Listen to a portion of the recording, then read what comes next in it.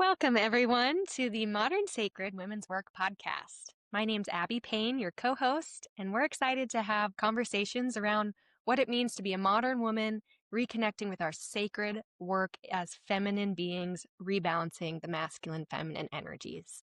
I love it. I'm Chelsea Henderson, your other co-host, and thank you so much for joining us for our messy, informal conversations where we just explore all that is so important to us and what we think is important for the world. Thank you and enjoy. Welcome back, everyone. Hi. Today we're joined by Thanks for listening to us. Rachel.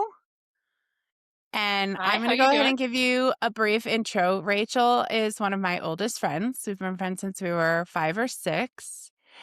And we have a long history. And our history is funny because we've kind of always stayed connected, yet kind of in this basket weave of kind of going in our direction that's separate, coming back together. And with always a really strong through line. But I feel like it's been interesting, like this past year, we've reconnected on a new level of really reconnecting as adult women who are kind of working toward that self-actualization. Does that sound right to you, Rach? It absolutely does. I think that there has been, we are in the middle of, but there has been substantial progress into a major shift of consciousness that is happening sort of in the background all across, the world, really. Um, and I think that anybody who's tapped into that on some level is really starting to reconnect with everybody else who is tapped in there. Mm, Because I think we both definitely, we were born 2 weeks apart. Our astrology charts are very similar. yeah. We were Cool. both born at night. I mean, like, even our housing, our house planet houses are kinda similar. I was looking at your chart last night because you were saying, "Oh, maybe we'll talk about astrology." So I was brushing up a little bit. Um, so even though we have very similar energy, we did take it in different directions for a while there. I like that. Yeah, Nevertheless, same energy, and so it's having that, like, wave effect of coming back it's together exactly again. that. Yeah, that kind of helix kind of like, Yeah, that's what that's I right. was The envisioning. DNA look of it, of The life, DNA and look of and it. the Yes. So I was going to mention that astrology is kind of how you are landing in this conversation. I call you an astrologer amongst many other things. I love your your description that you put in our recording link. I'm just a girl who likes to think about. What did you say? Oh, it was so good. It was something like that. I'm just a girl who likes to think about things and meditate on them. And it was so cute. And I was like, yes, that's your that's because an I think accurate description of me. I love it. well, and we've talked about this before. When we, that introduction of self, right? It's like, do you start with the material? Do you start like, my name is, Mm. this, I have this job, Yeah, right? well, for sure, and I can do either way. There's a big old crow flying overhead. Um, I can go, like, I can tell you a little bit about myself, but, I won't go into super detail like in your episodes, although you did send me the questions, and I was looking at them like, "Hmm, Yeah. hmm." Yeah. But, yeah, my name is Rachel, and Rachel Jernigan, and I went to a lot of the same schools that Chelsea did, Waldorf and a little private school called Trilogy, which was very liberal-minded, teaching kids, like, to talk to each other, instead of bullying each other, and, whether that was successful or not is debatable, but at least they really tried. They did. We grew up in a very loving community, that Yes. was working very hard, and I think that was really instilled in us both. Yeah. And I also struggled very heavily with depression and a lot of anger when I was a child, just because, um, I was assaulted when I was 4, and like, had a very rough start in meeting other people and coming out into the world outside my family. Um, and so I carried a lot of anger for a very long time. But as I grew up, I really started focusing on meditation and therapy and learning how to transmute my own anger and depression into, like, a higher energy of, like, growth and learning.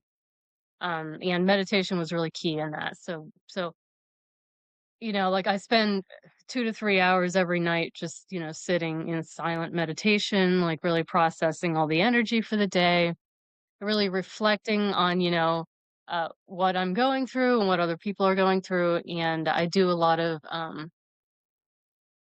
I don't wanna call it channeling because I don't, you know, it doesn't go through me, but I definitely, like, I have the ability to meditate deeply enough that, you can ask a question and then, like, receive the answer. And Oh. so I think a lot about how to articulate the answers that I'm getting. I do a lot of pattern reflection, pattern recognition. That's why astrology was really helpful for me, is that, like, I see it as a way of this is some information about the crystallized patterns that you were born with, based on the vibrations of our solar system family. Um, Oh. you know, if we are going to talk about astrology, I was thinking about how to introduce it a little bit, and I was just thinking that, like, we are part of an infinite universe. And all the entire universe has, each part of it has its own special vibration, and those vibrations, they all interweave, they affect each other, but obviously here in our solar system, like, or you guys, you're going to be most affected by the people that are immediately close to you and in your day-to-day life.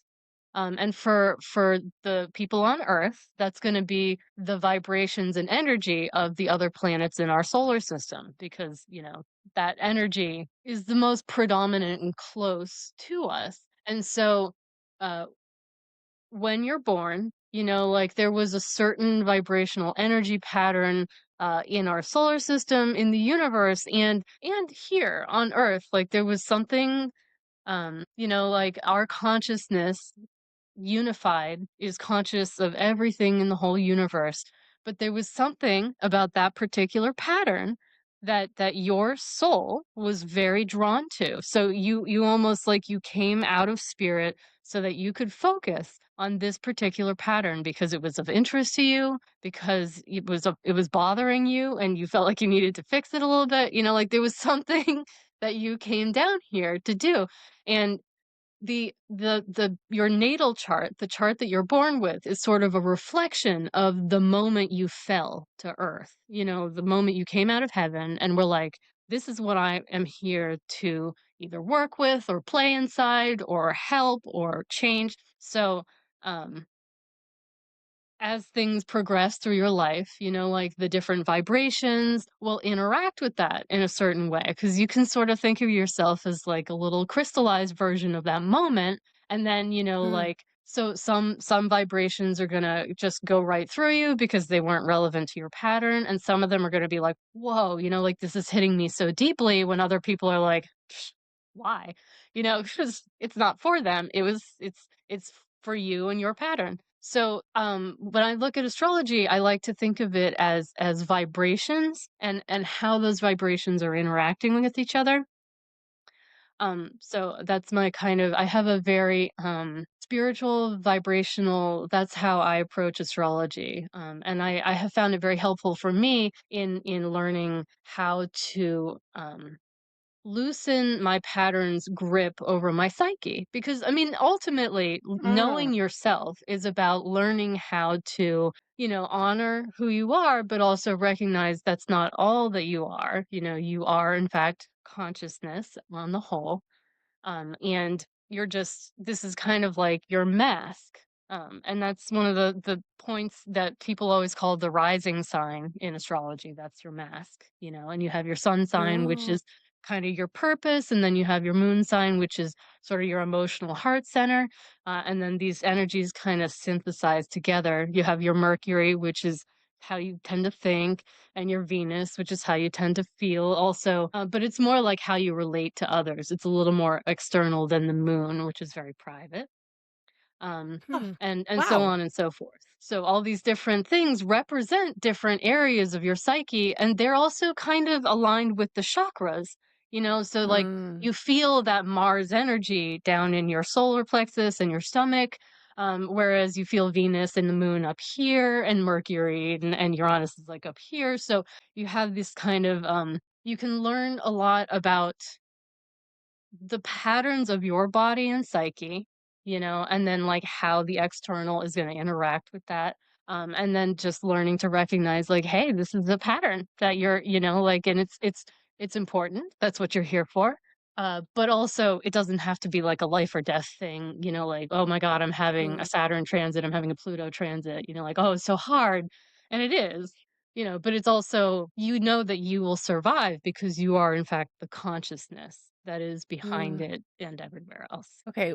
I Okay, love I'm all of that. obsessed. I love all of that.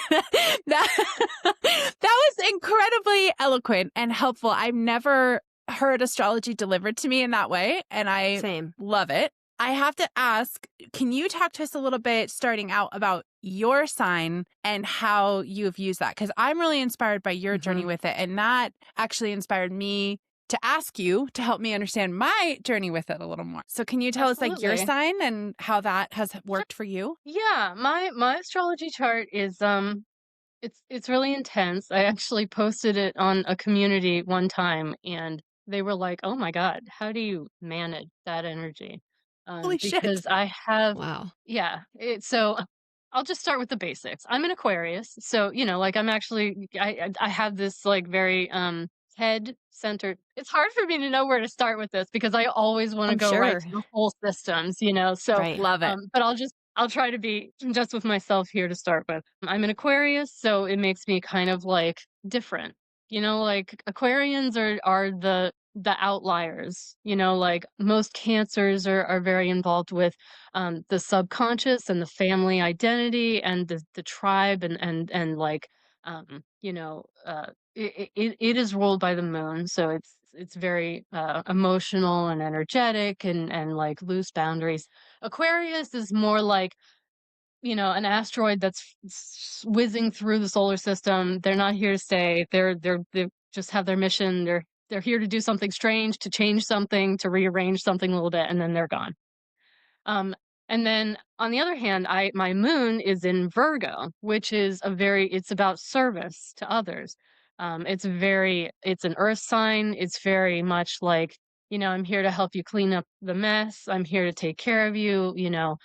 And then I have my rising sign, which is kind of like something that astrologers usually call the rising sign the mask, and the way Okay. you like interact with others. As somebody who meditates a lot, what I have realized is that when you do a lot of like, okay, the type of meditation that I do, because there are many types and they're all valid. But one of the main ways I do that is that I put my attention right here and I try to hold it. And then I Yeah. let all energy that is in me just like flow through, pass through, get clear. It's a way of like totally clearing out my psyche to be present here. And what I have noticed is that I think the rising sign is that part of you that is like right here. It's the It's Mm. like third direction that eye. you are moving in. Huh? Yeah, your third Is eye. that like third eye? Okay. Okay. Yeah. Yeah, Mm. definitely. Yeah, and it's like it's the direction that you're moving in.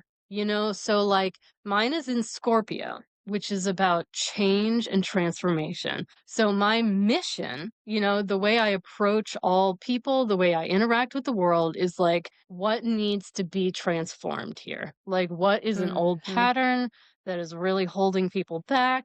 I have this Uranus, which is like, I have a very broad, like, I'm like, okay, I'm not even part of this system. I'm just here to like take a look at it as I'm passing through, like, and I want to help you. Like, there's that service element there. So the way I can best help you is by showing you where you need to do some updates, like looking at things and being like, okay, this pattern is not working for you, you know and so some people really appreciate that about me and some people really hate that about me because they're depending on your own relationship to how much you want to change and grow.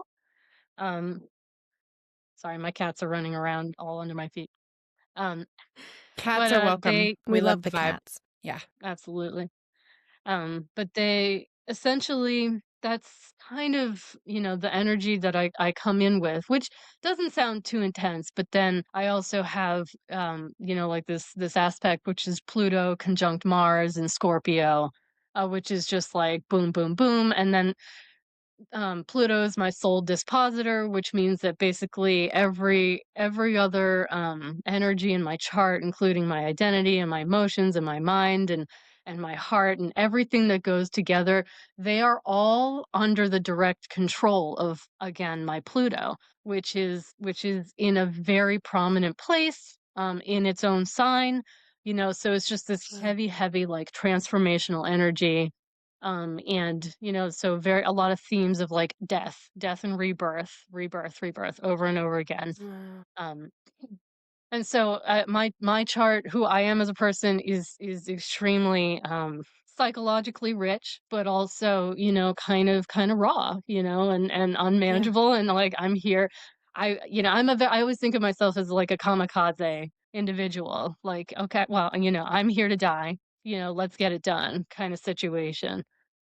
So I have this very intense energy, which doesn't necessarily come off immediately because they do have that Aquarius, which is like friendly, and I don't want to like roll over everybody, because also nobody, you can't help someone grow if they don't want to grow. So I have to be Yeah. one of my main parts of my journey is learning when to let people be who they are at the level that they're at, and not like get lost in anger, frustration, and that kind of thing. So wait, Wow. I'm curious with the death and rebirth element and that kind of metamorphosis energy that you're talking about. Does that feel like it's related more to yourself and your soul and your human journey? Or does it feel like it's related more to those that you come in contact with? Or is it a combination of both? Is this like you dying and being reborn a bunch? Or is this you meeting people who are ready to be reborn in the sense of like transforming to another level of consciousness, I would imagine, right? That's a good question. Yeah, absolutely. It is. And my answer to that is that external reality is a reflection of your internal reality. Yeah. It's Good like answer. the external Yeah. world is kind of like a Rorschach test in a lot of way. I mean, Yeah. people are just they are who they are. They're doing what they're doing. 99.99999% of the time, it has nothing to do with you at all. 100%. Even if you're in the Absolutely. same room, even if you're Yep. in the same family, like they're Yeah. coming from all the energies in the universe that made them who they are. So when I personally am doing a lot of internal work, like I don't want this in me, I want to be clear. I don't want this in me, I want to be clear. So I am always like trying to purge myself. But as a result of that, the thing that I tend to project onto the world is either ease or frustration with transformation. So Mm. in my life, I do tend to encounter either people who are very passionate about growth and learning and changing and helping and that kind of thing, like you guys, or I encounter people who are like, "No, I am who I am, and I'm not interested in change." And every time I come in with an idea, I get a little pushback there, like Right. Yeah. frustration and the gears grinding a little bit. So, and that's always a reflection of, I think of the external world as a mirror to me. So if I am having frustration out here, it's Mm-hmm. because there's something I'm not accepting in here. Yeah. 100%. Oh, yeah. I'm 100%. not Yeah. accepting, Definitely. like, this person is who they are, and they are contributing something of value to the world. It may not be something that I personally find valuable, but, other people will. They're gonna teach other people with their negative patterns. They're teachers. They are, so Mm-hmm. it's not up to me to decide when you get to grow. I And so love that that. does become a theme in my Yeah. life, is that kind of dichotomy of this push pull. And Yeah. I do have more control over myself, and it's up to me what Yes. I'm ready to let go of.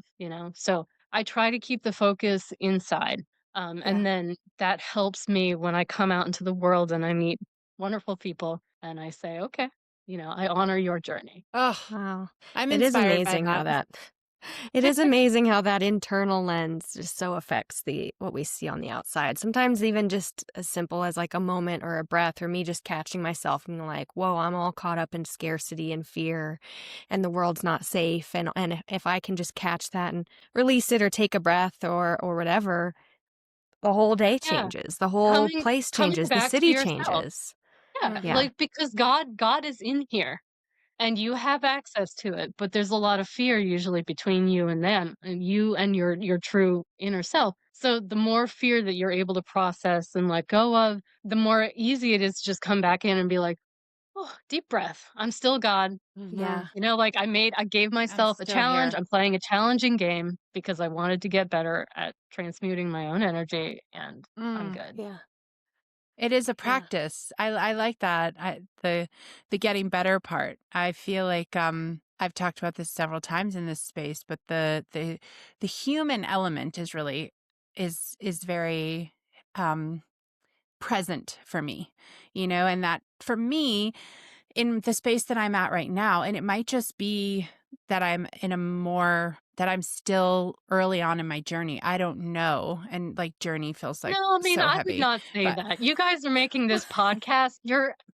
Just because you are in touch, like I said, my energy is very intense. My whole girl, life theme hello. is about, Me too. yeah, is about like change and transformation. Yes. But the world doesn't need only death entities. The world No, for needs, sure.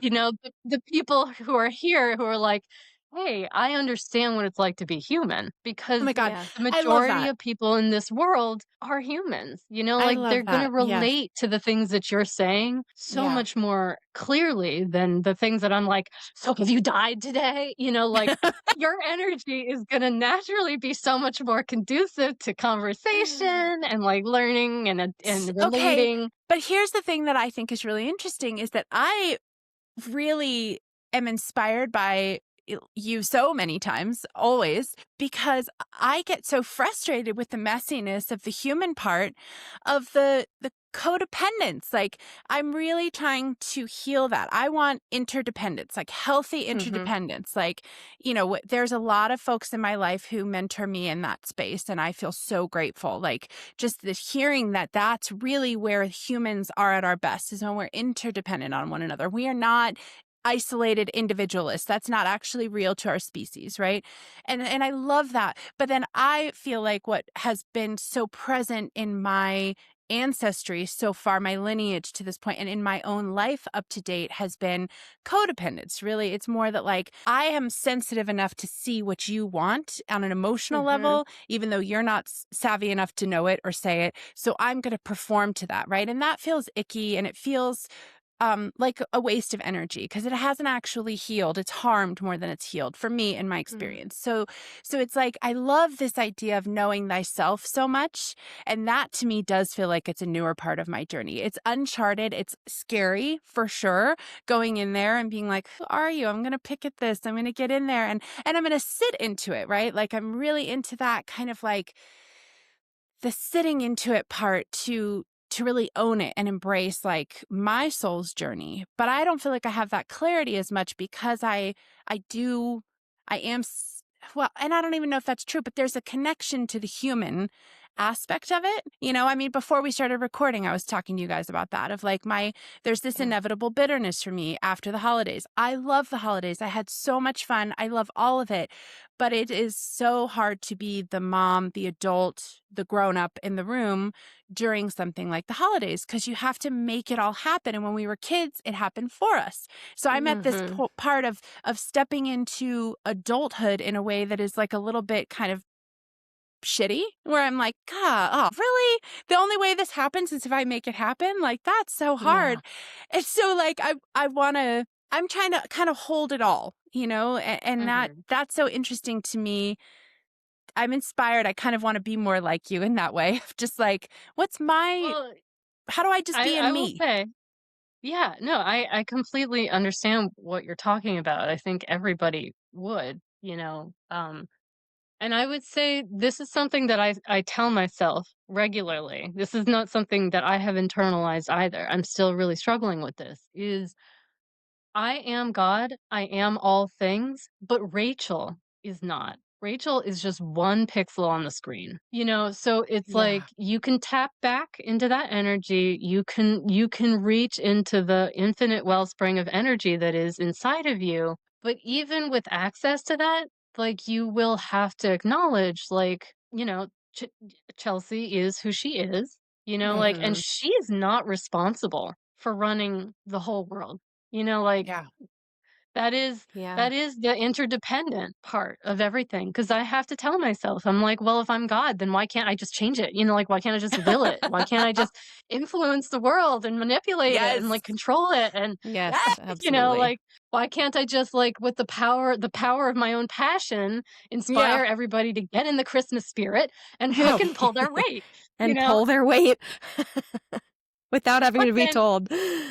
right, exactly. Yes. And it's like, okay, but Rachel isn't God. Rachel is just No, Rachel. She's she's like just a she's person. a one dot on the screen. And, like Yeah. she can be as bright as she can be, but there is a limit to that because even if you were watching something on a screen, and one pixel was like weirdly lighter than everybody around them, it's Yeah. kind of like, It's what's not gonna my work. screen Yeah. is breaking right now. So you just have to like recognize that I think and I say this because I think there is an innate knowing in all humans that they are connected, they are something special. There's something bigger than this. I mean, we all know that, but Yeah. it gets buried, because we come through the veil when we're born into this life. We lose connection to that, we lose memory of that. And there Yeah. is this innate part of ourselves that's like, wait, if I'm God, I'm all powerful, like why can't I, fix this? Why have I been Mhm. cut off? Why am I, Yeah. did I do something wrong? Did I break myself? Did I, did I break somebody else? Like what went wrong? And we then, internalize this sense of guilt and blame um for just the basic mechanics of this particular game, which is that like, no, I'm just doing the tiny dot thing now, I'm a because human. I'm God and I can do I'm a human. anything. Then let's see how tiny of a box can I cram my infinite soul into? It's the paradox, right? That's Oh, that that's good. Yeah, human paradox. And it's so right. Yeah, it real. is. It's Yeah, so it real. is. And I think maybe I, in a very human way, am a bit too self-critical. Because I feel you so much when you're talking about that. I have that sense every day of like, do it, do the thing that you know you can do. And it's like, Right. yeah, and I don't even, in the construct of human existence, I don't want to do that because that No. scares me. Any human that ever gets to a point of thinking they can influence on that level or trying to influence on that level loses the humanity part of it.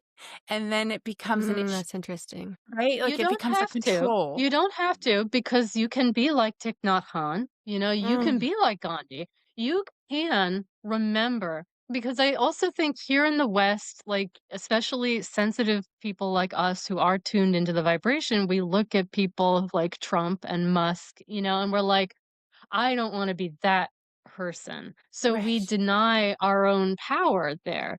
But it Yeah, is important definitely. to remember that, like, while you maintain your connection to the higher self and that the reality that I am you, you are me. When I hurt you, I hurt me. Like Mm, as long as you can maintain your connection and remember, like that is a higher reality than this little tiny box that we've crammed ourselves into, that you don't have to be afraid of disowning your own Mm, because we don't want to become that person and we're afraid that we will. But just by yeah. virtue of being worried that you're going to lose that pretty much guarantees that you're not because you're Yeah. already keyed into that. yeah. Something tells me I those really feel guys that. don't have that, right? Right. The Musks Uh, I don't have really that. feel that with money in particular. And that's something Chelsea and I have talked about at length. And, going back, like how to balance the desire for abundance and this perhaps subconscious limiting belief, or is it truth? I don't know. Of like the wealthiest people tend to not keep the collective in their minds. I mean, like Bill Gates gives away tons of his income to solve the Papua New Guinea guinea worm crisis. And like there's amazing people who have done great things with their money, but I think so much of what I see is so negative that then I create a belief that like money is bad, abundance is bad.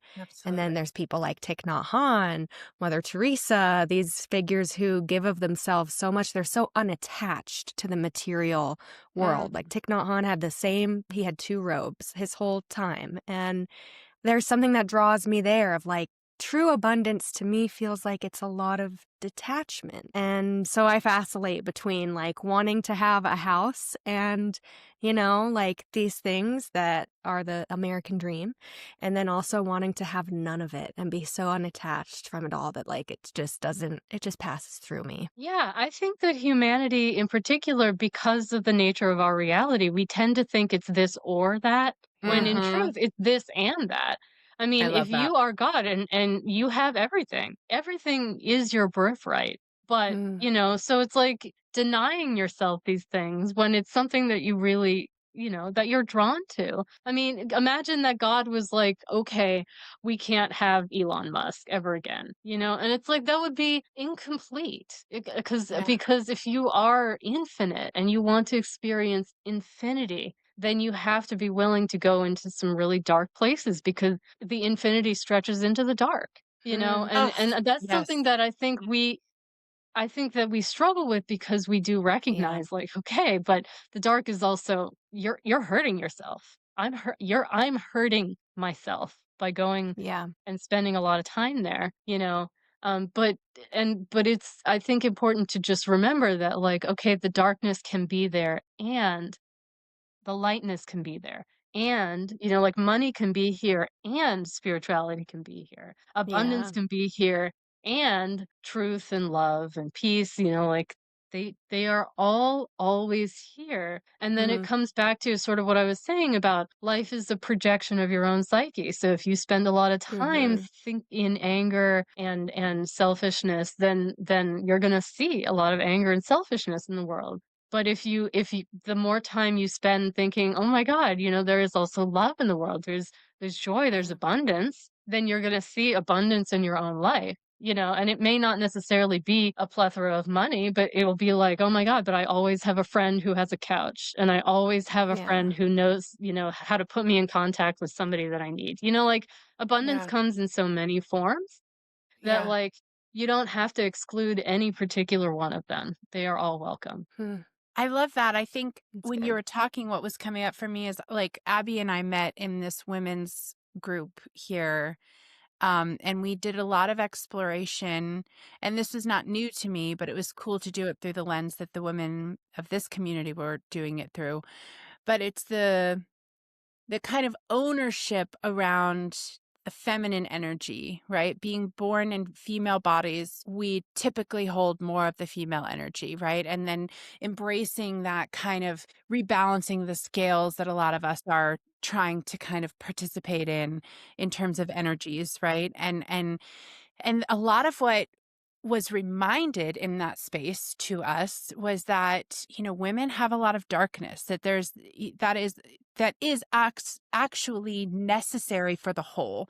And Mhm, that there's something about kind of consumer culture in a polished Western kind of perspective that is all about that is, it creates this kind of like just real simple, that's bad. It's good to be happy, it's bad to be sad, right? And mhm, instead of kind of holding it all as the balance, because the whole, there is no up without down. There is no happy without sad, Right. right? mhm, So Exactly. I mhm, like that reminder. And I find it so fun to play with in that consideration of my humanness.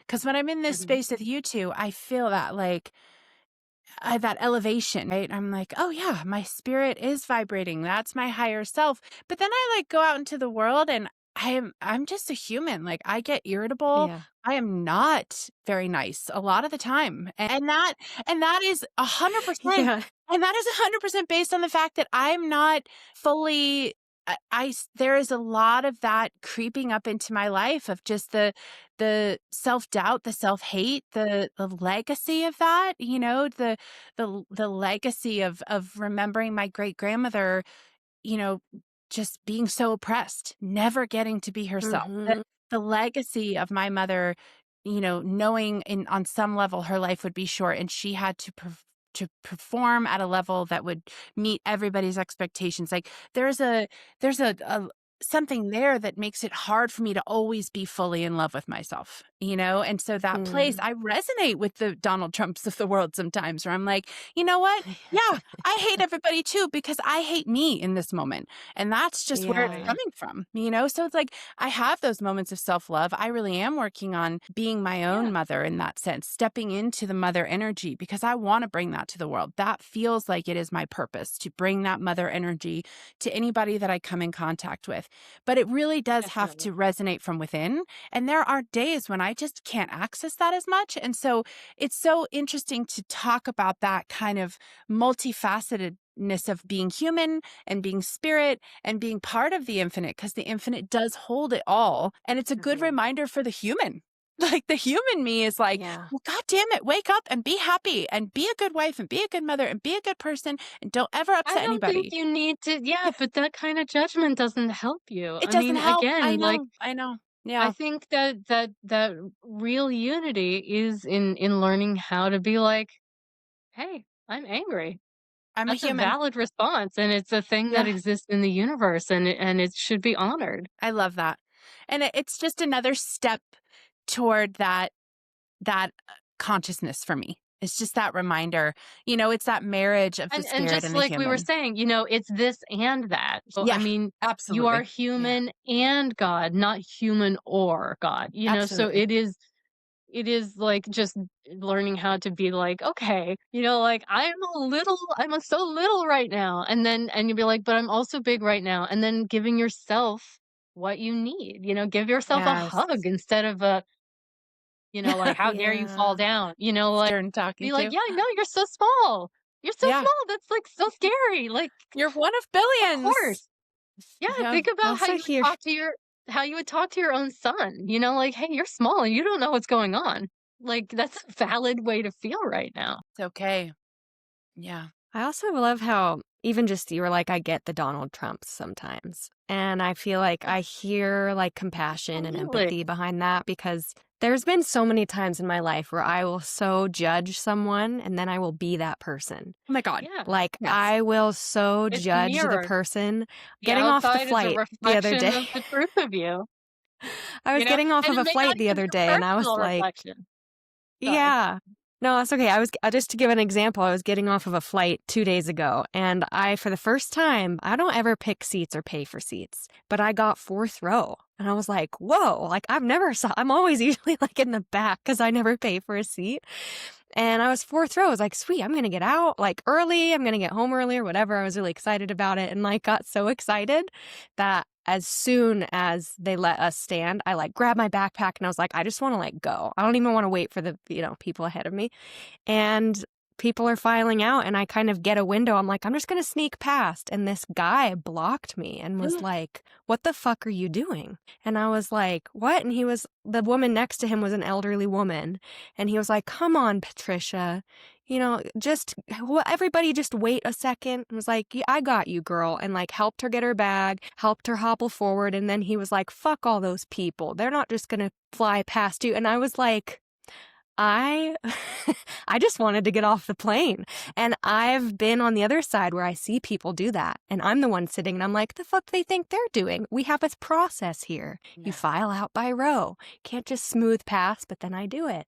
And that's like that shadow aspect that if we are everything, we're darkness and we're light, then like I'm going to see all those behaviors play out Yeah. in me, maybe to smaller scales. Like I have the greed of Elon Musk in me and it comes out in different ways. And I also have like the generosity of Mother Teresa and it'll come out in different ways. And I try to just see that and not give myself a hard time. Like in that moment getting off the plane, I was like, yeah, I was kind of the asshole there, but that's okay. It happens.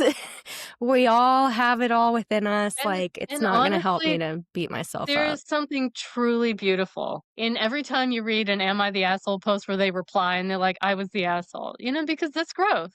You got to Yeah, grow. right. You got to experience like what it's like to be on both sides, and that's cool. Yeah. It's Yeah. good. Yeah. And I'm really into like reincarnation books and like Yes, past life absolutely. regressions and stuff like that. And Mm. I think it's really interesting how so much of the writing in there is, yeah, as souls, we come to learn lessons that we haven't learned before, that we didn't quite master before. that I just see that throughout my life. I'm like, I think that this is one of my lessons. Like, my big one in this life is letting go of fear. Fear, fear, fear. I don't have much shame. I don't have much guilt. I'm pretty like chill with myself, but it's fear. The world isn't safe. The Grasping Enneagram 6. energy. The Enneagram 6. Yes. Because Stop. I'm a Okay. 5. I'm a 5, so I'm with you Oh, in the okay. fear point area. Absolutely. I think Yeah. when you said it, I was like, oh my gosh, we're 4, 5, 6. How cute. Oh Stop. my gosh, I'm that is so obsessed. cute. Oh my I love God. it. I love sequences. Whenever it's Yeah. 12:34 on the clock, I celebrate. I'm Oh my like, 1, gosh. 2, 3, I get so 4. excited. It's the Angel best. numbers. I'm all about them. I don't know. I love Me it. too. I love him. Mine is the 1111. I get that all the Yes. Oh, time.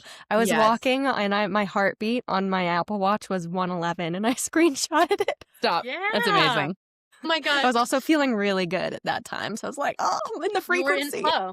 They are reminders that, hey, you are in flow. You're And where the you're supposed to minute be. that I screenshotted it, it went to 112. No. I Hey, was you like, got it. classic. You got so excited that it changed your heart rate. You're like, Yeah. Or it was Yeah. like, girl, don't screenshot this. What are you all right, doing? be in the moment. They're like, it's just Exactly. a reminder. You don't have to attach to it. Yeah, That's exactly. so funny. That's so funny. So you guys, your Enneagram, you're more in a place of fear. The 5s and the 6s, is that? Yeah, so the 2, 3, and 4, they are more heart. They're the heart-centered numbers. Hmm. 5, 6, and 7 are the head centers. We get lost up Definitely. here. We're always thinking about doing this, and we tend to like tune out everything below here. Where and then the 8, 9, and 1 are the body centers. So they're very physical, they're very like action oriented, and doing stuff is more like how they because you have the mind body, the body, the heart, and the mind. And then of Yeah. course Yeah. we're Yeah. all linked together because we are the spirit ultimately. Right. But Right. yeah, so yeah, fives and sixes, because you're in your head, you're disconnected from your body and you're disconnected from your emotions a lot of times. Yep. It's easy to get lost in an idea instead of coming down into the reality of like, oh, there's more Hmm. happening. There's more happening than just what's up here. That's it's wonderful to be reminded of that, but it is like a coping mechanism, really. I mean, Definitely. we have the belief that if we understand something deeply enough, we won't be afraid of it anymore, Uh-huh. which is never the case because, Mm-mm. knowledge is infinite. So then we get stuck in this loop of like, I need Mm-hmm. more information. I've And it's never just felt so like, seen. yeah, It I have literally studied. will feel like I'm in a washing machine in my head, Yeah. and it's Yeah. never ending. It's like just it can be It just goes constant, and round. so much of my work is like coming back into the body. Like, how many times a therapist would ask me like, and how do you feel that, or where do you feel that in your body? I'm like, Right. I don't feel stuff in my body. And Right. now I'm like, no, I do. I've just been so disconnected from it, or those sensations scare me. And, I've had like panic attacks and things like that throughout my life. And so it feels easier to live in the head. Or if I'm Yeah. on a hike and it's really steep and scary, if I start thinking through something, thinking through a recipe I make and how the order and the sequence, the fear goes away. And it's like I disassociate out of my body in order to cope. And yeah, it doesn't work a lot of the time. Sometimes it's all right, but for the most part, my A lot of body has times, a lot of safety. yeah, a lot of times when you come back from an extended absence, your body is like kind of afraid of you. Like it Yeah. regenerates because you have abandoned it. I mean, I know from my own Yeah. experience, like if I get really lost in my mind and I come back and I feel all this anxiety and it's like, well, yeah, because you weren't listening to any of its signals for like 3 days. Oh, Mm, yes. Um, Been there. whereas yeah. Or and 3 months. yeah, yeah, exactly. Whereas Yeah. Chelsea is very much in her heart and she's lost in her feelings a lot, like she's like that anger is so real and it's so vivid and it's like, she probably I think that heart is a little more in their body because the heart is I down agree. in the body a little bit more. Well, But it's so funny to Yeah. hear you guys say that because for me, my disassociation has been to my head. So the last several years, like dealing with postpartum depression, dealing with my kind of material um uh uh view of myself, right? There's something, the kind of construct of Chelsea and the way that I thought that I was crumbling completely and just like having to be rebuilt. I was very much just, I had vacationed to my head, and my body has been like, holy cow, like, what are you doing? Come back. And a lot of physical signs of like, and Sure. that kind of like more deep awareness of like parts of my feet hurting, parts of my Mhm. leg hurting, being like, come Yeah. back down all the way in. And that kind Mhm. of vacation from myself was that it was much more to the head.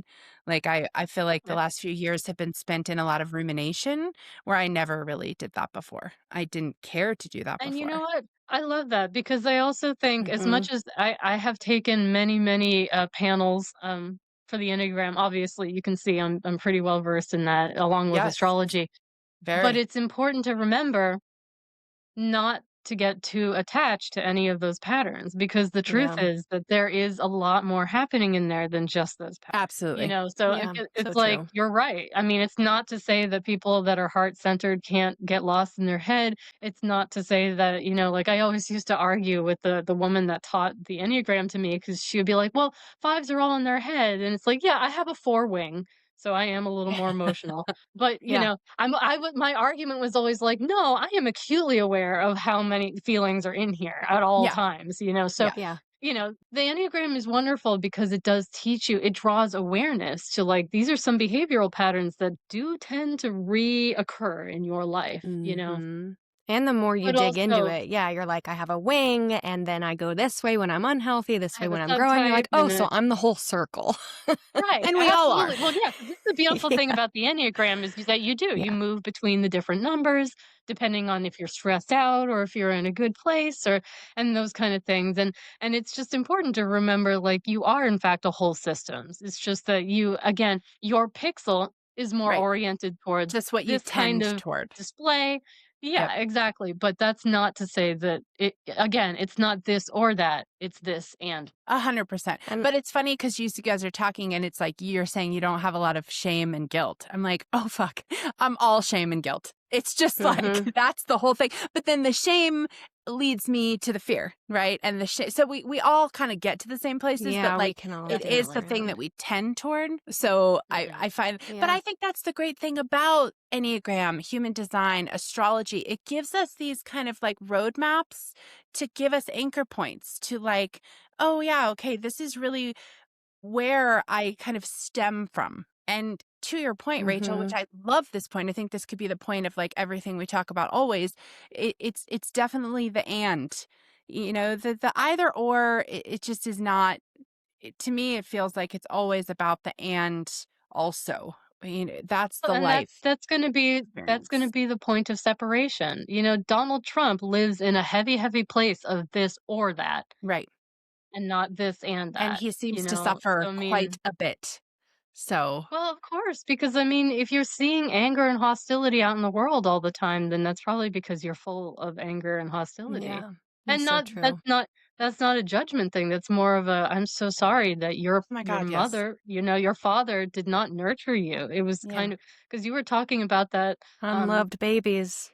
yeah, in Yeah. Chelsea's video, she was talking a lot about parenting, Sam, and you know Yeah. how to teach him love, and that you see, or no, I think it was you. You were saying that, like Abby, that the doctors, you could always tell, like Oh, yeah. this is the ego baby. This is the big man with the sensitive. He didn't get love as a child. He Yeah. can't No. handle the word no. You know, whereas you have this other person who's like whatever. I'll, you know, it Yeah. is what it is.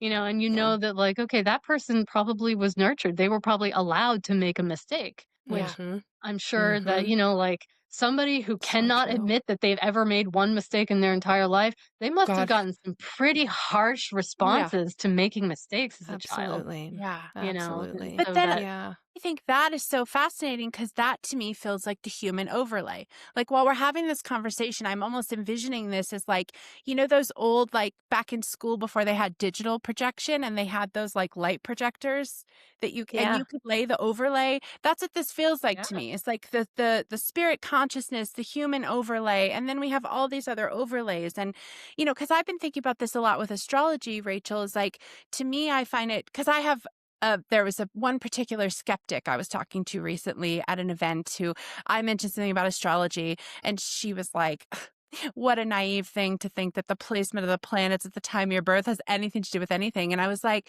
okay, fair. You can think whatever you want. I'm not going to own any of that, what you're saying, except that think about our bodies. Like if your liver and kidneys were switched position, it would have a huge impact on you. And I know that's not a one-for-one comparison, but the placement of things in an energy field that we are all in, where everything is touching, everything is influencing everything, absolutely matters. And so absolutely. it was just like Yeah.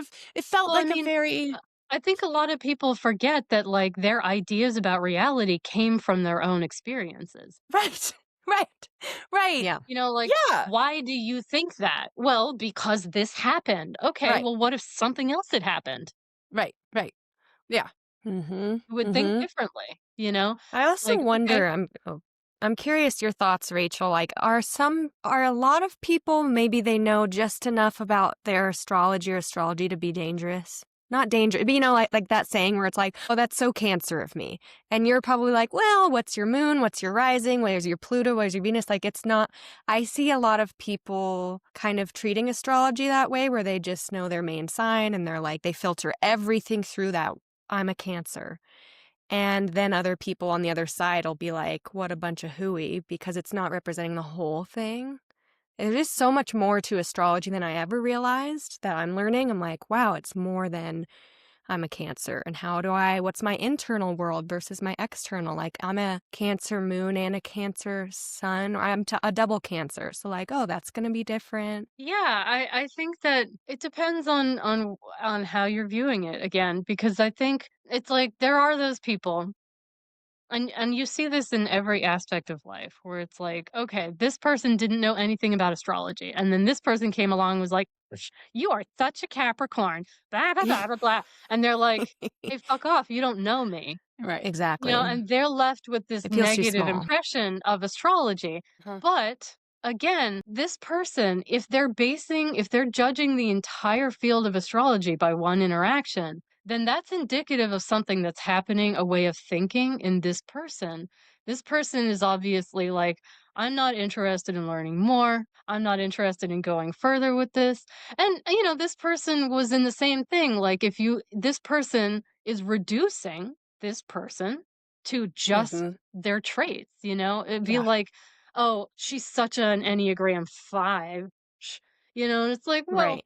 I, there's a lot going on there, and Yeah. so Yeah. Yeah. again, yes, I think that that is true. A lot of people do have disfavorable views because they have interacted with people who didn't take it any deeper, people that were the thing about ego. So let's talk about ego, because I think ego gets a really bad rap in spiritual communities because it does have a purpose and a function Mm. that Yes. people forget about. And that function is when we're born, we don't know what's going on. We don't have any cultural reference points. We know what our parents show us, and that is all.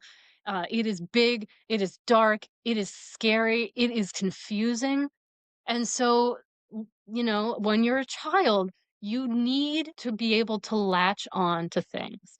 You Yeah. see, we're getting more awareness as we're studying like people who are autistic and that kind of thing because Yeah. they need routine. And if you think about that, it's like we all need routine. We need something solid that we can use Yeah. as a reference point. And that's what the ego is. This is like, okay, in relation to my mother, I am a daughter. In relation to my father, I am a daughter. In relation to this person, I am a friend. In relation to that person, I am a student. All right, I'm starting to know where I am in infinity. Like in Yeah. this enormous world that we're in, I need to know who I am and who I am not, what my capabilities are, what I'm not capable of. But if I limit myself to that explicitly, then this Yes. starts becoming a Mhm. problem because that Mhm. means, well, I'm an Aquarius. I can't adhere to societal norms. And it's Yeah. like, yeah, you can Yeah. actually. You don't have to be weird for the sake of being weird Right. because you read in a book that Aquarians are weird, you know? And so you see Mhm. that, it's like anybody like, I am a surgeon. And then that person, like, they break their hand or something and they can't be a surgeon Yeah, anymore. And and it all falls away. they're disoriented. They're like, "Well, if I'm Yeah. not a surgeon, then who am I in Doctor infinity?" Strange. Like, and it Yeah. brings up all that fear of disorientation again. Yeah, exactly, Doctor Strange. And, it's That's like, his whole you ha origin and story. every time some part of your identity is removed, you can use that as a reminder to be like, "Okay, that was good. It helped me orient. I was so glad that I got to do that Mhm. for a while, but that wasn't all that I was, and it never will be." And Yeah. now I have an opportunity to reorient myself, to like bigger and grander Mm. fields Oh, of inclusion of who I Oh, am. so I good. I'm also, boy. like there are people in China that I'm like, "Oh my god, so relatable." There are aliens out there in the universe, like, "Oh my god, we all live in the same universe." Like, it can go on and on and on and on. But if you have limited yourself down here, and it usually comes down to being afraid of that disorientation, being Yeah. afraid of being like, "Okay, but without this, I don't know who I am," and that is so Yeah. big and that is so scary.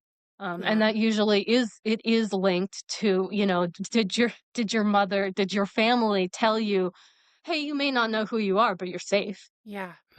Or did Mhm. they say to you, "Well, Mhm. if you're not exactly like this, you're in You're danger." losing. You're You're gonna lose wrong. Yeah, connection and belonging. Yeah. right. God, And that's Wow, why, that is so I good. love Because that. I feel like, yeah, so much of my fears are around not knowing who I am. Like doing certain drugs like mushrooms or even cannabis sometimes if it's like too strong, that is the bad trip, is like, yeah. oh, I'm realizing I'm not Abby. I'm Mm, actually everything. And Right. I'm looking at things and I'm not recognizing them, or just that like trippy experience. It causes panic in me and then a grasping, which makes it worse because I'm grasping something I can't hold.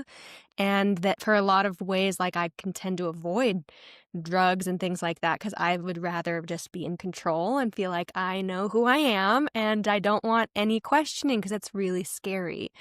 But I've been doing this meditation called stripping, where it's just layer by layer, like releasing attachments to your car, your house, your makeup bag, whatever, releasing attachment to your career, your job, and then your relationships, getting back down to like that essence, but in a safe, meditative, like hypnosis space. And there's so much freedom and Mm, peace when I can let go of this tight grip of all of these attachments of who I am. When I let it all go, like there is just infinite peace and I'm untouchable yeah. because I could lose everything. And you hear about stories of this happening to people. They lose everything in a fire or they have to leave and flee their home place and go to a new place.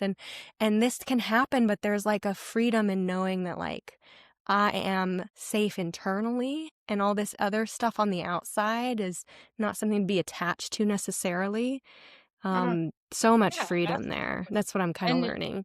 kind of back to what you were saying earlier is just that recognition of like, I am not somebody who has to have money, but it's okay to have money. right. Like, Mhm. Right. I am not just my career, but it's okay to have a career. Yeah. So it is always about that, like, you're more than welcome to have and be, whatever you're drawn to. The That's where you both find and. love and enjoyment and engagement. And then just Yeah. recognizing, but I don't have to live and die by it.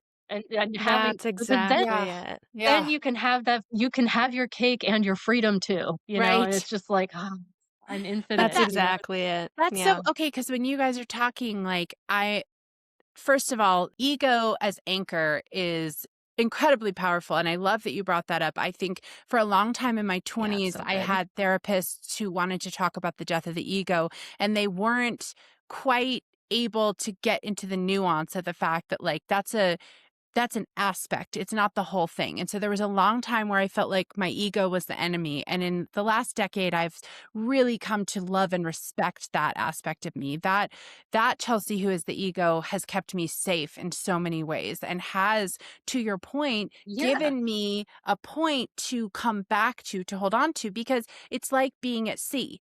It's that the seasickness Mhm. Yeah. comes on if you don't orient to a fixed point. And that's the humanness of it. Like, we're creatures who are creatures. We're animals. We're not meant to just be floating around in the infinite. That's the spirit. And so the spirit integration into the Mm. body can be really disorienting and rough. And I think this moment for me of trying Yeah. to kind of come back out of being a little too ingrained in the human, a little too much in the kind of mundane details of the human day to day, and be a little bit more in touch with the spirit, it's equally disorienting. There have been a lot of moments of me being like, what's going on? Like, where am I? Who am Yeah. I? Like, ah, There's a and lot going on down there's a here. lot. It's a lot. There's a Drives me lot. crazy. There's a lot. And so the idea of that anchor point is incredibly powerful and such a great reminder, because one of Yeah. my meditations has been, my long farmhouse table inside me that holds all versions of me, right? And that's where I go to really nurture and mother the little girl or the 12-year-old or the 15-year-old who is saying, I don't like this. I'm not okay with this. And I'm going to act out, right? And me going in and saying, come sit at the table. We're all here together. It's okay. And the ego bringing her in was like powerful, because she was just like, fuck you and fuck everything, because you have been ignoring me and treating me like shit. And I've recognized now that, like, she was absolutely trying to do that, to orient, to say, yeah, okay, spirit might be a big part of this whole experience, but you're also in this iteration, Chelsea, daughter of Joanna, Mm. friend of Rachel, friend of Abby. Like, Mm. those things matter too. And that Yeah. orientation Yeah. point, it's definitely calling me to that, like, visualization of being at sea. It's like, you're going to be sick as a dog if you can't find that fixed point to hold on to, and remind Yeah. yourself it's not always going to be rocky. There will be Mhm. steadiness again, Yeah. right? And so I love that a lot, because I think it helps. Because I think we see that Western version of, like, ego is the little Silicon Valley dude in the suit who is nothing if not for his, fancy car and his bank account. And that guy doesn't Well, get the and there whole is thing. truth to that. I mean, because Donald Trump is the definition of ego, but that's because Yeah. he is so scared of Yeah. losing his power Control. because he doesn't Mm-hmm. know who he is. He doesn't know he's gonna survive losing the presidency. To him, he Yeah. basically Yeah. didn't, you know? It's like, Yeah. No, I know. he's scared. He's scared. And a lot of Mm. people are scared, because I think Absolutely. Yeah. to your point, this is a hard existence, and it's Yeah, and coming it in is and not scary right knowing. now because when a frightened person is running the country, literally fear is running our country right now. Yeah. I Yeah. mean, And that the is the world to some physical extent. manifestation. That's a physical manifestation of Mm. a truth about Americans right now, is that, like, fear is running our country, Yeah.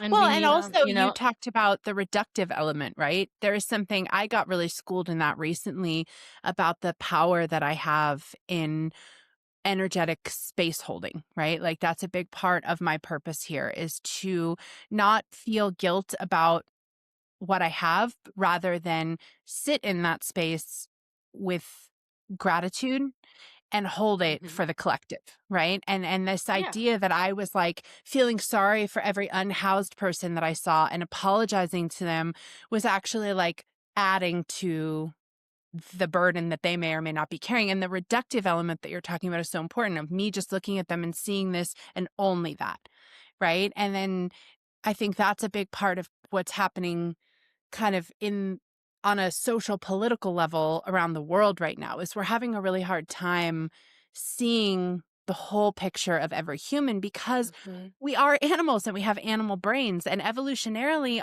our animal brains still, there's the reactivity that comes first as a defense mechanism.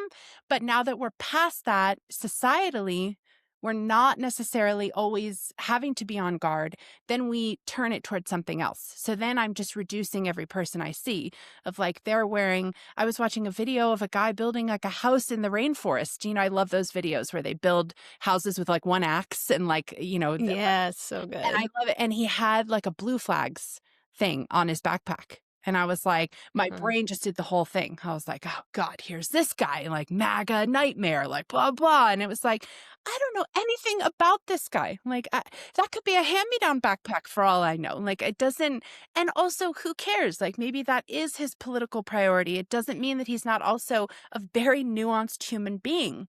Yeah, I mean, and Right. that's, because I have such firsthand experience with that because my father, who he passed in May, and he was my hero. He was somebody that spent his entire life like helping other people get sober, like helping people out of addiction. He studied extensively every topic and he wanted to know both sides of every argument. He wanted to know, I mean, he wanted to understand the world. He was full of compassion. He did not judge. He did not push his opinions on anybody. And he was a staunch Trump supporter, Wow. and it was just Yeah. like this, All of it. it looked on the surface like this cognitive dissonance. And there was some of that there. Yeah. That was where his fear got a hold of him, and that's where he couldn't quite let go. But that didn't undo all the Yeah, help, Yeah. all the good, all the love. Like absolutely. they don't. It's not or. I mean, Absolutely. yeah, it's It's and it's and not or.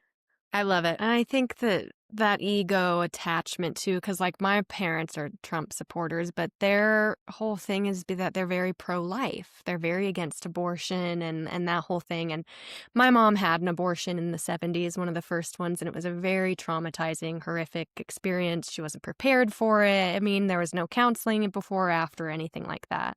So she feels very strongly against abortion. And then I feel like she just can't there's no loosening that attachment. So there is absolutely no way that she will ever vote for anyone who is not also pro-life. Even if she disagrees with everything else about their character, their morals, their history, their personality, if they are pro-life, then she will vote for them. And that's like some of that ego. Maybe it's not ego, maybe it's just her values. And like we're all so fluid and Mhm. yeah. That's why Yeah, politics are humans are so not hard. good at being fluid.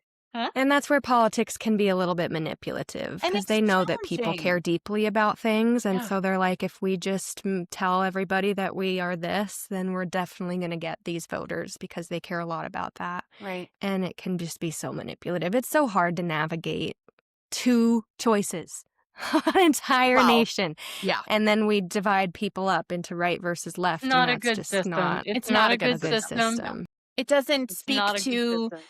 the nuance of us, Yeah. It's Okay. just kind of a recipe for disaster.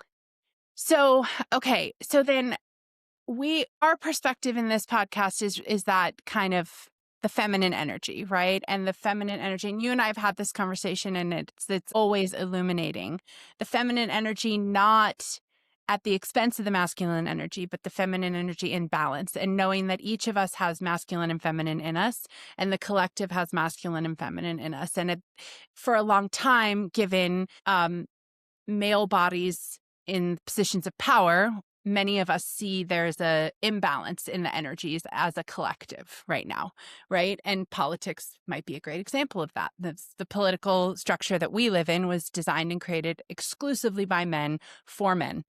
And so we're living with that 200 and however many years later.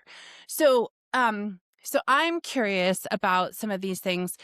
I wanted to ask you, what does the term women's work mean to you? Because that's the subtitle of our podcast.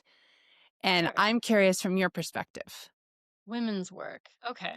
So the way I tend to think of this is in the nature of infinity, there are infinite options, and the feminine, I think, is linked. I mean, we are birth. We are the ones that create. And I mean, so women, I think, are linked to infinity, the ability to create new options forever, like, and the acknowledgement that all things are part of the family. All of it is part of who we are. They are very whole systems. Um, but kind of back to what we were saying is that like you do need some kind of structure. And I think the masculine energy is more the narrowing, it's the rules, it's the hard line. But in order to make a hard line out of an infinite, like control is what it comes down to. Mm. And so like a lot of times I think masculine energy is linked to control, and it's like there is Yes. that's what we see when we talk about the kind of government structures that govern humans. They're very control oriented. Mm. And black and white thinking is the ultimate way to control people because, if you're not right, you're wrong. If you're not good, you're bad. Right. And it's like there's a part of you that's like, well, I don't want to be wrong and bad. So, like they can Yeah. just easily steer you around based Yeah. entirely on that. And that has been the predominant way that humans have related to each other is like, what can I control about you? What can Right. I control about him? What can I control about her? Tight reins, tight reins. Um, but Yeah. because we're so heavily in this controlled, like nothing, there's no room for growth. There's no room for Hmm. creativity. There's no room for women, that feminine energy to come in and be like, relax, Yeah. rest, create, be in touch with, let the car off the road.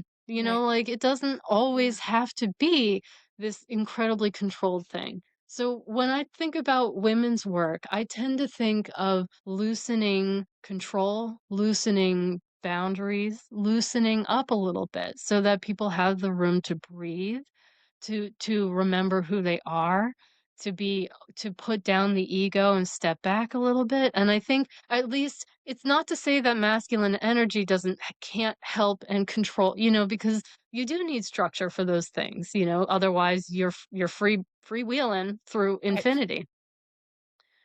It's just that our society has been so dominated in terms of control, Mm-hmm. that it's just so pervasive. And so when I think of women's work and the kind of energy that I think Earth needs is to lean back into the fact that like it's okay. You don't have to be perfect all the time. You don't have to um like it's okay to feel messy and be messy and Yeah. like make a mess because it's okay. It's part of the universe.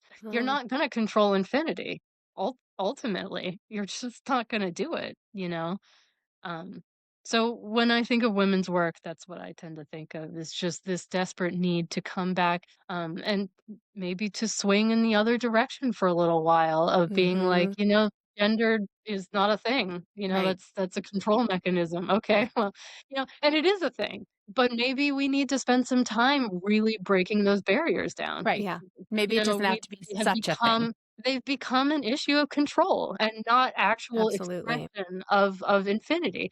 I think just like the loosening of control of Yes. the self and other is what we desperately need. And I think that feminine energy is just better at that. The Mhm. flow, right? That just Yeah. flow more. And the That was such a non-linear. beautiful way to That was say it. So This is gorgeous. gorgeous. Oh my God. Oh, I have chills. oh, Thank you. I got Woo! Okay. I got an image when you were talking about like the structure and the control, and then the feminine comes in and is like, "This place could use some throw pillows." Right, exactly. Like, you ever Like maybe walked into you a bachelor pad and you're like, it's a little maybe you need to uncomfortable to stop sit running here." the world and go take a nap. Right? Maybe Guys, all right to maybe sleep just like in. take your hands God, off the wheel because just other rest. people in this car can drive. Yes. Yeah. Yes. Yeah. Yes. Yeah. Wow. Beautiful. Okay, see, that's why I love asking these questions because the different Yeah. Mm. answers contribute so much to this collective kind of understanding that I feel like I'm putting together. So, can you tell me a little Yeah. bit, though, about do you feel like the message from society, and I feel like you kind of almost answered this, but I'd love to just hear a little bit more. Like, do you feel like society has taught what society has taught you about women's work, quote unquote, how that differs from that answer, that beautiful answer that you just gave us? Like, Yeah, and I can talk to that. I think that the counterbalance to control is complacency, compliance, Mhm. obedience. You can't control me when I'm fighting you. You know, like you can, but it's a battle every step of the way. They have to like spend all their time maintaining their hold on you. And so it's like, but the way that they can relax and still maintain control is if I give up and just accept my role that's assigned to me and I just do what you tell me to do. And I mean, that is classically the feminine thing to do. Like, yes, honey, of course, honey, Right. I will stay at home Like and both raise your of our children. I grandmothers. will accept everything. Yeah, our You're grandmothers right. who I are read like, too much. Yeah. Yeah. yeah, I don't you're right. I shouldn't be questioning you. You know everything about everything and just entering into this space. And I think of course, like I have met many men who are like that too that have just given up and they just do Totally. whatever their partner says to do. And so I think our society in order for control to maintain and like keep its momentum, in order for control to keep its tight reins on you, there's a part of you that has to be willing to be controlled and be complacent in life. And Hmm. that's what our society wants you to do. It is the master slave mentality, and it's like Mm-hmm. a master can't be a master without a slave, Yeah. and they may Mm-hmm. have to like really beat the and like just it has to be a constant war to keep this person destabilized, to really Right. Yeah. to believe like, you know what, maybe I'm not good enough, maybe I don't know what I'm talking about, maybe it's just, and it's ubiquitous to our Yeah. culture where they're like, well, you're just a little child, you don't know Right. anything, and Yeah. then we grow up, that child grows up into an adult who says, well, I don't know I don't know anything. anything. And so Right. you hand your power away, you just Mm. give it away. Yeah. And Yeah. so I think it's extremely part of women's work is to take that power back and say, "No, no, I'm grateful that you're trying to give me structure, but are you taking my opinion into your structure? Are you Mm-hmm. do you care how this is going to affect me, or do you only care how it affects you?" Right. You know? Right. And that's the Yeah. dichotomy that our culture really works with. It's like, it's really great when, you have a husband who can totally do like everything. He's perfect. He does all the housework. Love him, love him.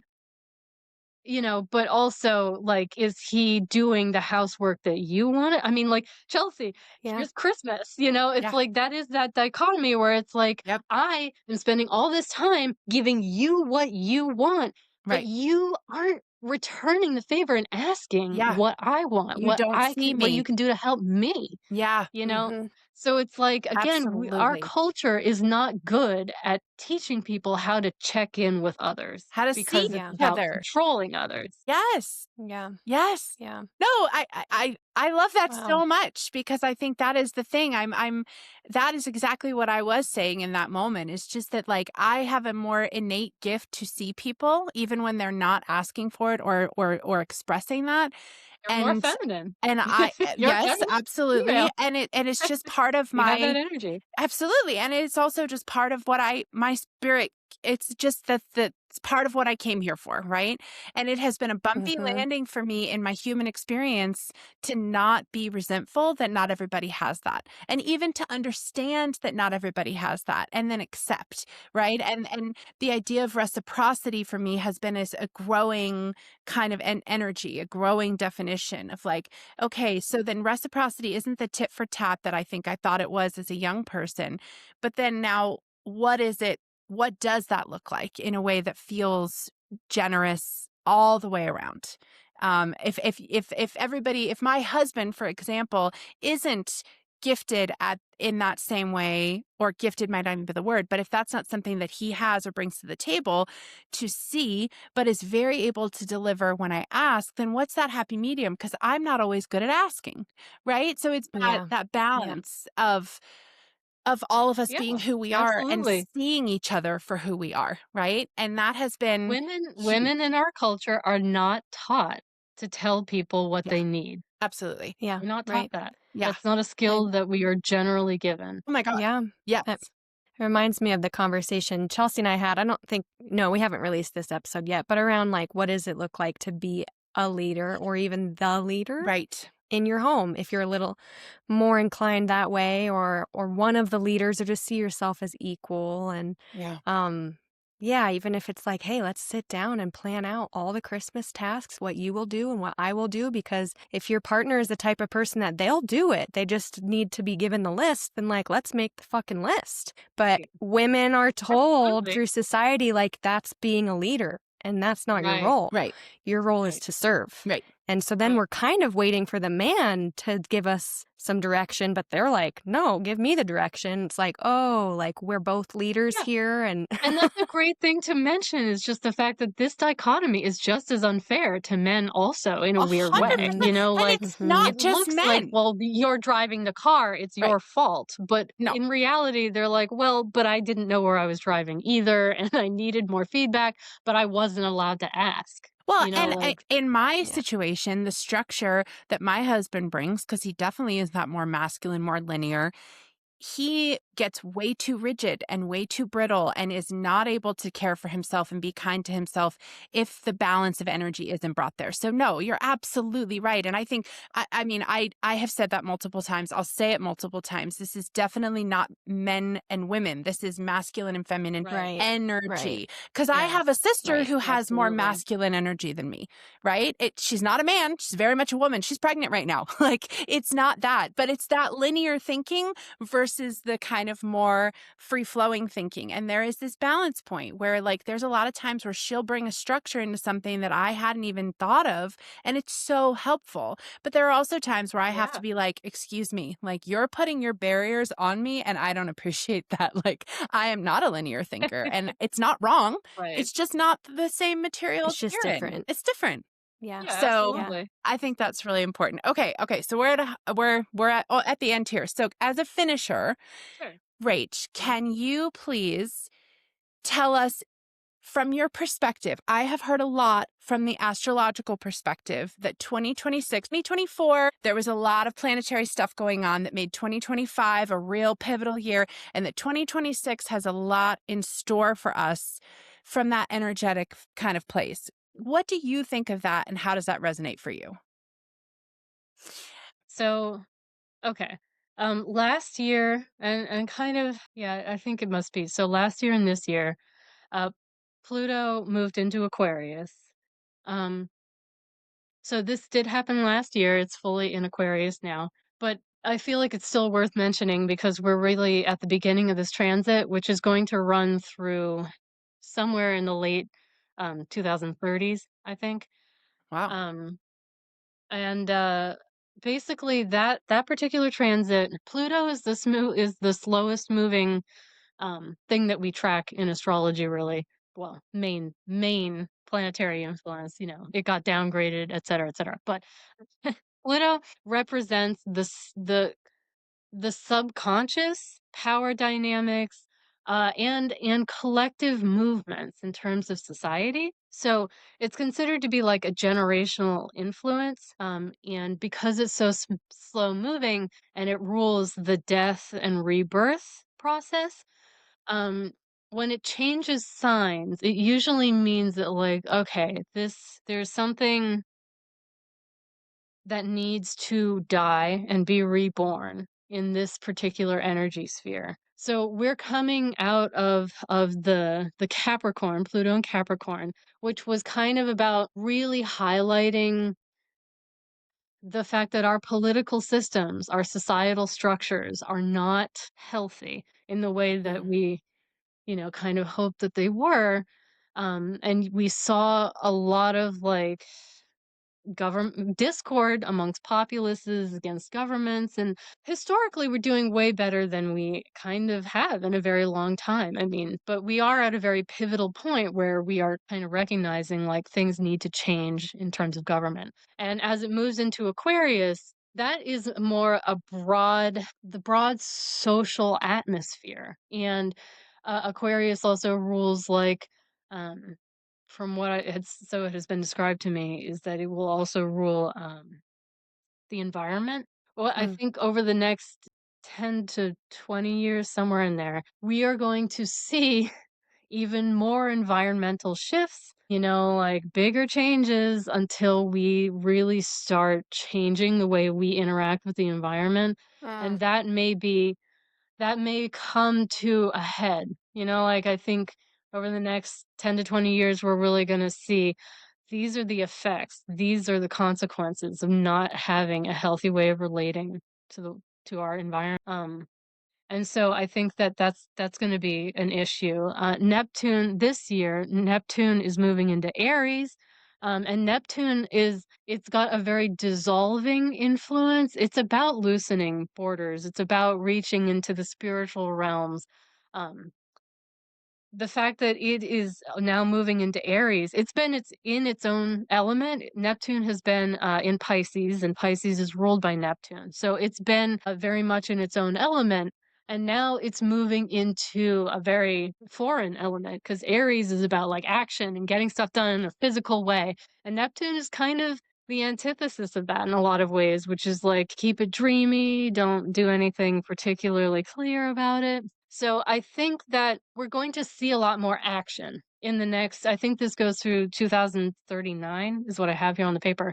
So again, we're going to see people start to take action. Now, one of the things that I feel like I have to talk about here, which isn't necessarily about the upcoming transits, but it's about the fact that the way stuff, the way this energy manifests always depends first and foremost on how healthy the individual is, Mm. how Ah. mentally healthy.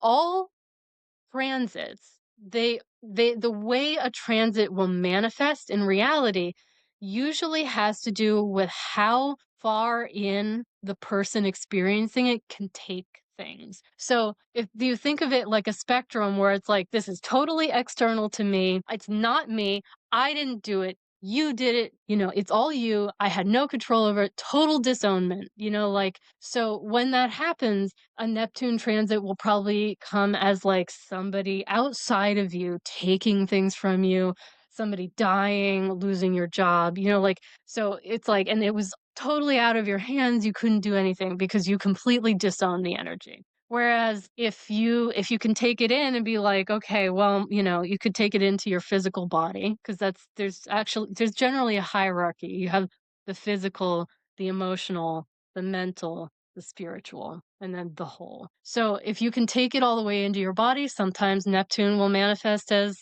physical illness, you'll get sick, you'll have like a drug addiction, you'll struggle with something in the body with the body chemistry. If it's a negative transit. If it's a positive transit, then it might be that, like you get into music and the arts because they're also very abstract. They're ways of connecting to God. And then if you can bring it into the emotional, like, okay, so now in here I'm having to deal with like my own feelings about how other people are, like, okay, this experience is happening to me and I don't know how to feel about it. Like everything is kind of up in the air. Like my old feelings about it are changing, or my ideas are changing, or my way of interacting with the world is Mm. changing. So and this is all one transit, depending on how far in you can take it. So when we take that out to the broad perspective of human society, the way these things manifest is going to vary depending on how much humans can own their own contribution to it. Wow. So I think that, in terms of like, if humanity is ready to accept that they are contributing to the environmental issues, if they are willing to like own, okay, we have some way of controlling this and we're going to take the power back and change and grow. Saturn Aries is the most action oriented of the signs. So the fact that Neptune's going into Aries, Saturn is also going into Aries this year. I think we're going to start seeing people take more action, Hmm. which is great. God knows we need some action, and so my hope is that people will have kind of internalized enough that like, okay, I do have some agency here, and I can Yeah. help to rebuild this. I can help to change this. Uranus is moving into Gemini this year. It's going to be in there. It's a pretty slow moving planet also, which means that we're probably going to see further advances in technology. Like AI, I think is going to continue to develop in a very serious way. I think we're going to start seeing new technologies that hopefully people are going to make use of in terms of making these changes that we're Yeah. desperately in need of. Um, but, Mm. there is always the risk that humans are gonna be like, "Well, no, like, the tech bros own AI, and there's nothing that I can use it for except for what they tell me to use it for, a total disownment of power. They will use it in an abusive and controlling way." So it's hard, I think, for astrologers to really say, "Oh, this is gonna happen, this is gonna happen," Yeah. because it Mhm. really comes down to how much work did we collectively do on ourselves? How Yeah. ready are we as a species to start taking some responsibility for our contributions? And I think Mm. that honestly, a lot of societies are. Like Yeah. America, A it's lot of kind of hard therapy. for us to see that. Yeah, people are going to therapy. And remember, like the collective is made of individuals. So when Yeah. you do your work, you do work for everybody. Absolutely. Yep. When you can accept things, you can accept things. You're helping accept things for everybody. And there are many societies around the world that are working towards clean energy. There are many that are making environmental things. And I'm hoping, that next election, we can we will kind of come to our senses a little bit and be like, maybe we should take it back from the fear. Take Mhm. control Mhm. back from fear and Yeah. just put somebody in there who's like, "You know what? I can take responsibility for this. It's okay. We have made mistakes, but we're ready to grow." Yeah. Because Mm. that's always an option, and the energy is there for it. Like again, like all this Aries energy, Gemini is an air, Aquarius is air. So that's like we Mm. have ideas, we have the ability to act on them. All the potential is there. Mhm. It's up to humanity what they want to do with it. Wow. Okay. That to Mm. me feels really cool, actually. Feels Yeah, very cool. Because I think, to the it is point of cool. these conversations, I really love being, it resonates with me more to be humble. I, and so being in this space, sharing this space, there's an element that I always want to kind of like, I don't want to be, what's the, I don't want to downgrade myself, right? But I always feel this need to be like, I'm humble. I'm but a humble person. I don't know anything. Don't let me tell you what to do, right? And I think there's something about it's not about telling people what to do. It's about sharing the process and Mhm. recognizing that a lot of us are starting to wake up to this process of We really are. consciousness, Yeah. and that Yeah, is collectively the tipping point is closer than we think. The collective, that action through absolutely. awareness and yeah. Humanity really is going through, and we were saying this right at the top of the episode, was that like we're actually a lot of people are making the shift Mm, towards letting the energy in, reclaiming it, like taking back the reins of control. Women's work, like saying, okay, mhm, enough with the control. We need to take this back to a place where, like that's more natural for us, more authentic to us, yeah, and is healthier, yeah, that's taking other parts of the whole systems into account when we make decisions. yeah, And a lot of people really are there, men and women.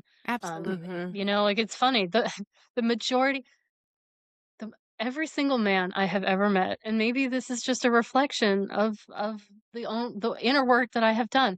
Every man that I meet is like super sweet. They're all on board They with like, definitely are. they're Yeah. like, yeah, women have been disempowered for too long. And Yeah. I know there are men out there who are not in that. They're not I think they're there. the minority, But Right. to be honest. Yeah. yeah, I think a lot of men are kind of realizing like, whoa, like the woman in my life does a lot. Yeah. And not that it's a control thing in the same way, but it's like wow, I really can't survive without you or we can't survive without each other. Like, Yeah. and yeah, there's a lot more here and like there's this I feel a lot more respect for all that women do and a definitely. recognition That that like it's that shift is labor. so happening. That Absolutely. shift is very real. It's absolutely happening because it benefits them too. Like being expected to run the universe is a lot of goddamn stress. It's Like they don't pressures. need that much stress. either. It's not on any one person or any one type of person.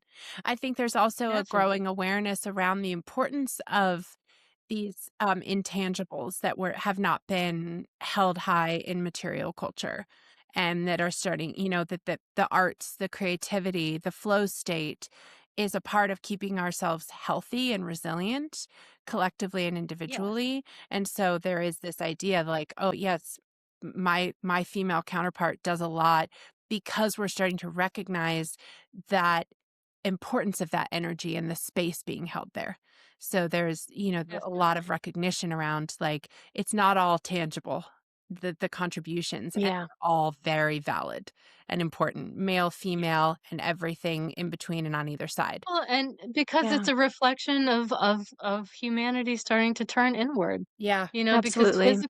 the physical world, it's important, but it is the first level. right. Now it's time to bring it back up into the emotional area, and that's women, men are the action and women are the emotion Mm, historically. yep. Not like you were saying in terms of energy and not necessarily because I've met many emotional men, you know, It's- and Absolutely. many It's all physically fluid. oriented women for sure.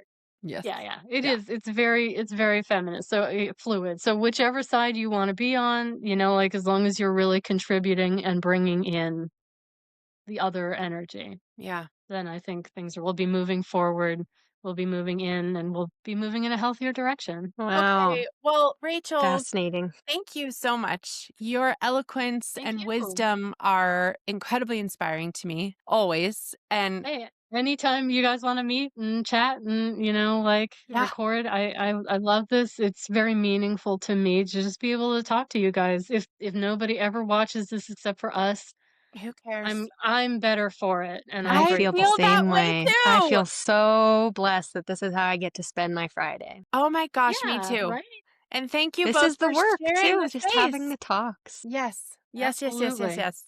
Oh my gosh. Well, to And thank you for be anybody who is listening. thank you. Like thank you Yeah. because you're doing the work too, And it's and we so see that. important. And I think to end it, I would just love to draw on a little Dolores Cannon. She talks about, Yes, those who came here to be light workers, and how when we shine our lights alone, they're just not as bright. And when we shine them collectively, the more we can find each other and shine our lights together, the exponential brightness is so powerful. And that's how I feel being in this space. It's like when I'm out there by myself, I absolutely. doubt a lot. I'm like, oh God, what am I doing? And then I come here to this space and I'm with women like you and people like you. And I just am like, oh no, this is it. This is the shit, man. This is what I want to do with my life. And this is meaningful. Yeah, This is legacy. I'll it be is. proud of this when I'm at the end of my Yes, human life. So, yes, and thank you you. should. Thank you. Yes. Thank you Feels for like a your Thank beautiful you wisdom. guys. calibration. It's such a beautiful Absolutely. Yeah. calibration. And welcome to 2026. Yes, We're in happy New Year, the everybody. first, we're on day 2, just to date us. This won't drop on that date, but just to date us, I think, for meaning and context around the astrology question. Sure. It is today is 1-2 and the time is 3:14, which is my favorite number. It's the 3.14. It's Yeah, the God moment, So that seems like a Wow. good note to end it on. I love it. Okay. Beautiful. Well, I All love you right. both. Thank you so much for this. And, thank you to anyone out there listening and participating and shining your light with us. It's the most important thing that I've experienced. So thank you. And until next time, lots of love. Bye. Love. Thanks for listening to another episode of the Modern Sacred Women's Work podcast. We're so glad you came. If you'd like to learn more about Modern Sacred, our offerings, book clubs, and women's events, you can go to modernsacred.com or follow us on Substack. We were so happy you were here with us. I hope you have a great rest of your day. Thanks for listening.